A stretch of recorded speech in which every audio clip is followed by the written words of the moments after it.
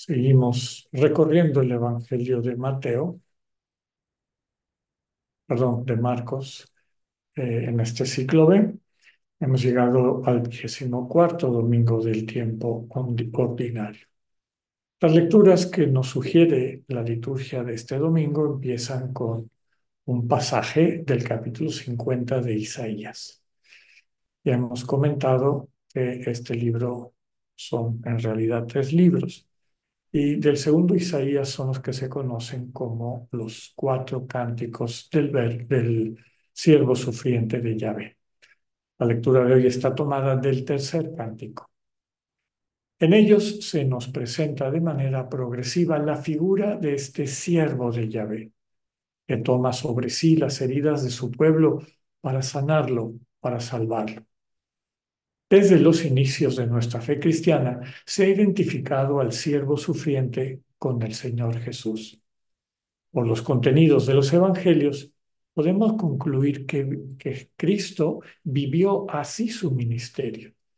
Sentía que estaba viviendo a plenitud esta vocación del siervo sufriente de Yahvé, y esto de manera particular en su pasión y muerte. Solidarizándose con la humanidad, asume sobre sí las consecuencias del pecado, es decir, del egoísmo, esas que nos están haciendo daño, que nos están matando. Nos sirve para frasear el cuarto cántico. Por sus heridas, que son nuestras heridas, somos salvados. El texto de hoy hace hincapié en que el siervo asume su servicio en libertad y por amor solidario. Su fortaleza le viene de Dios, quien lo sostiene en su servicio de redención, es decir, de rescate, de liberación.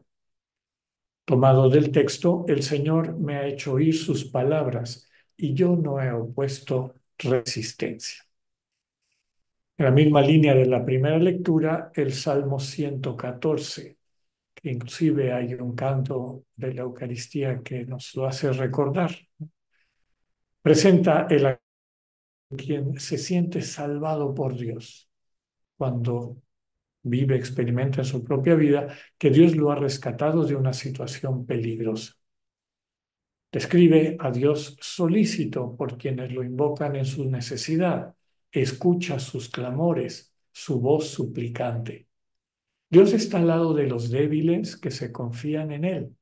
Es bueno, es justo, es compasivo, protege a los sencillos. El Señor nos libra de la destrucción, del llanto sin sentido y de los tropiezos que la vida nos presenta. Por eso de corazón reconocemos que nuestro Dios es compasivo. En la segunda lectura seguimos nuestro recorrido de la carta del apóstol Santiago. Ahora en el capítulo segundo nos presenta la lectura de este domingo la tesis fundamental de Santiago. Una fe, una confianza en Dios, esta relación de intimidad con Dios que describe el término fe, si no se traduce en una vida de amor y servicio concreto, en el fondo es un engaño. No es finalmente una verdadera fe, una verdadera relación con el Dios vivo. La fe que implica acercamiento a Dios, cuya naturaleza es amor como entrega, fructifica cuando ese mismo dinamismo actúa en los fieles. Dicho en otras palabras, quien se acerca al Dios generoso se contagia de esa generosidad. Una devoción que en realidad no es fe,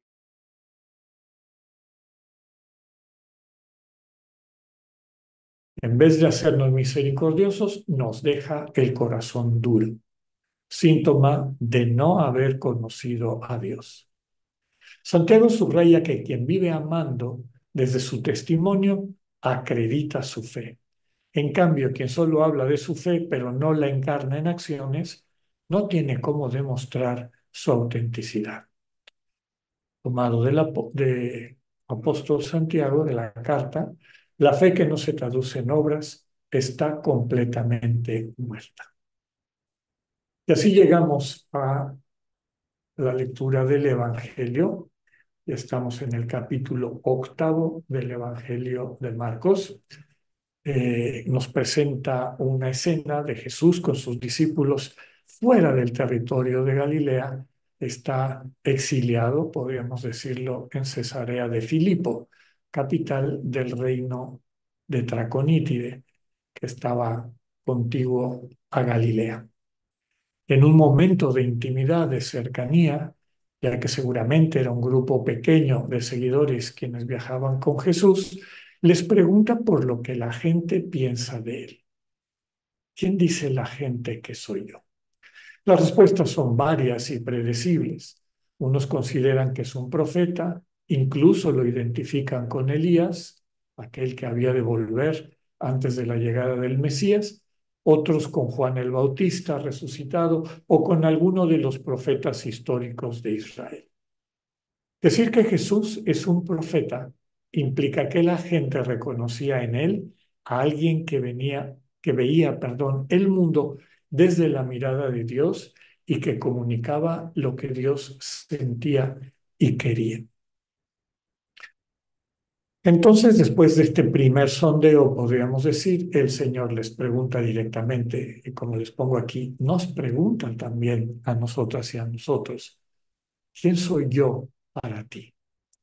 Como solía, Pedro toma la iniciativa y responde de alguna manera a nombre de toda la comunidad, subrayando que él cree que Jesús es el Mesías, el consagrado, el enviado de Dios.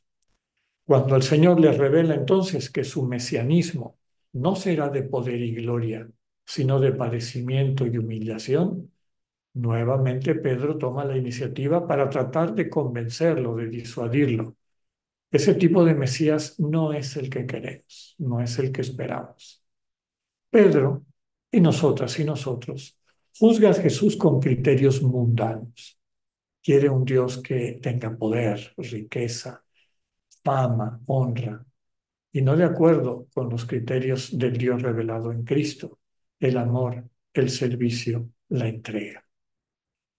Tomado del texto de Marcos, quien quiera controlar su vida la perderá. Quien la entregue amando, la salvará.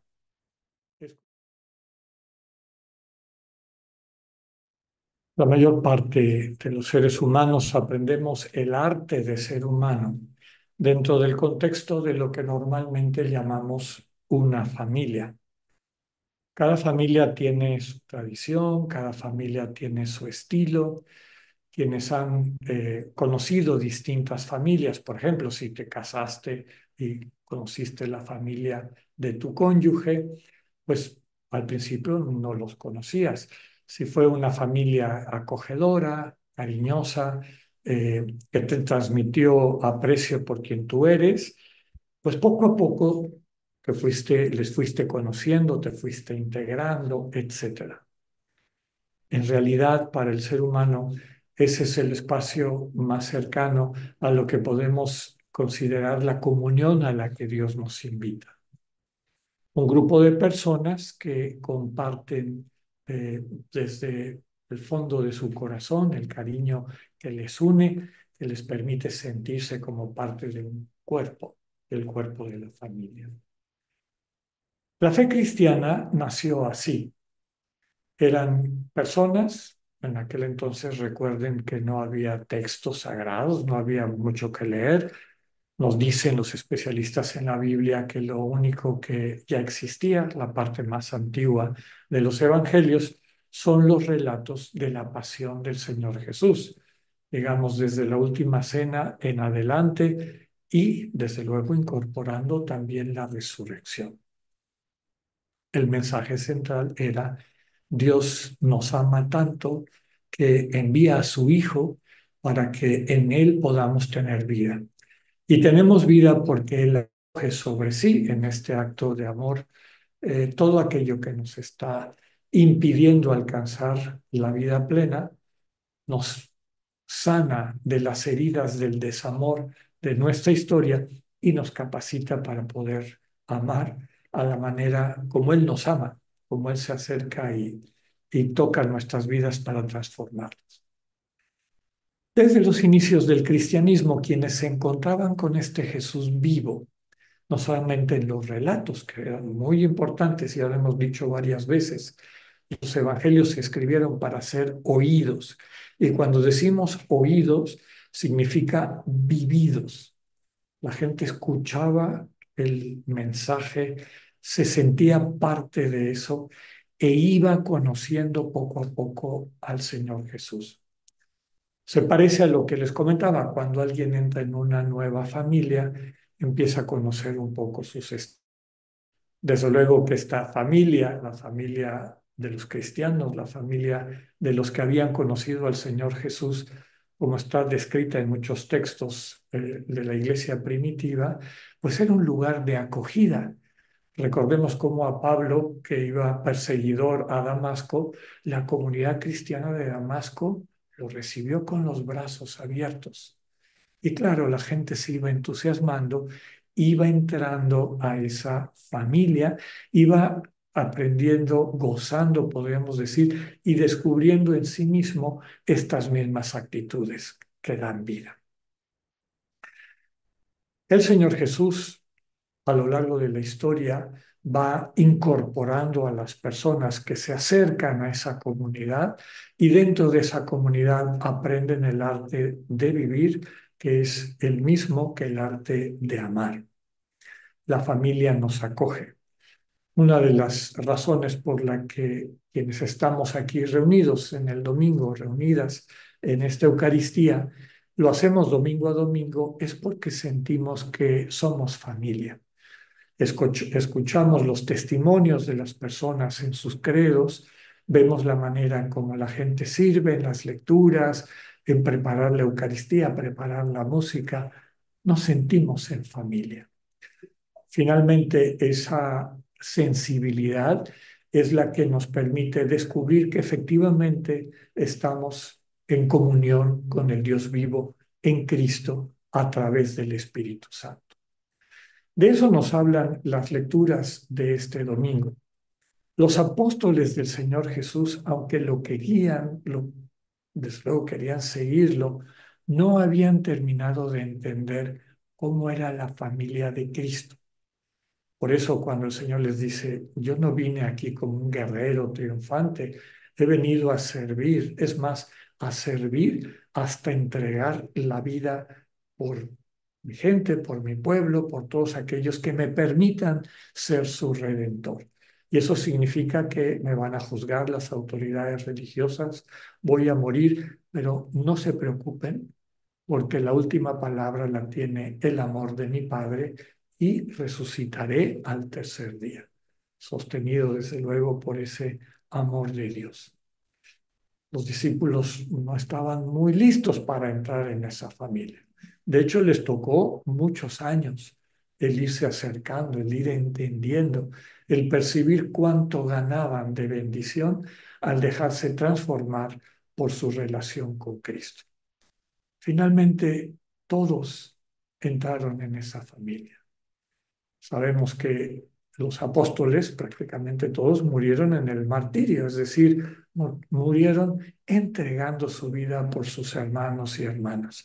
Eso que quisieron convencer a Jesús que no hiciera, después descubrieron el misterio del amor que cuando se entrega da vida y además lleva a la vida plena, la vida de Zoé, y entonces se entregaron completamente a esa sensibilidad, esa manera de estar en el mundo. Eso es lo que nos subraya el texto de la carta de Santiago, ¿no? No se trata solamente de decir soy de Cristo, creo en el Señor, tengo fe en el Señor Jesús, como a veces escuchamos. Si las personas no tienen el aire de familia, no son comprensivas, no son serviciales, no son humildes, no están dispuestas realmente a salir de su propio querer, amor e interés para amar y servir a los demás, pues quiere decir que todavía no han conocido plenamente esta familia a la que Cristo nos invita. Pidámosle al Señor la gracia de dejarnos transformar, encantar, seducir por esta familia, por el cuerpo vivo de Cristo, como lo hemos hecho en el compartir de estos últimos años en nuestra comunidad de oración contemplativa.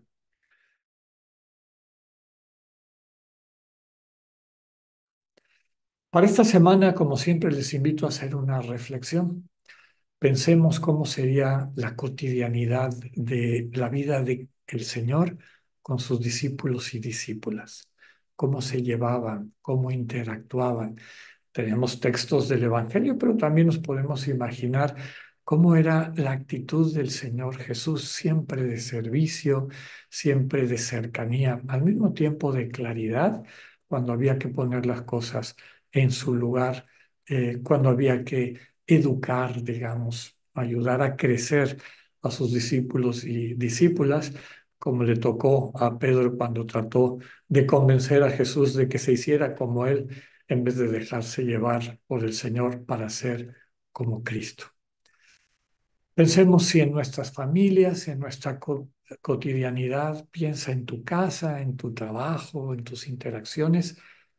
¿Estaría contento el Señor? ¿Se sentiría en casa? ¿Se sentiría parte de esa familia? Pidámosle al Señor la gracia de que todas nuestras familias reflejen esos valores propios del Evangelio, los que el Señor Jesús nos enseñó, para que sí nos sintamos parte de su casa, parte de su familia. Que tengan una buena semana, Dios con ustedes.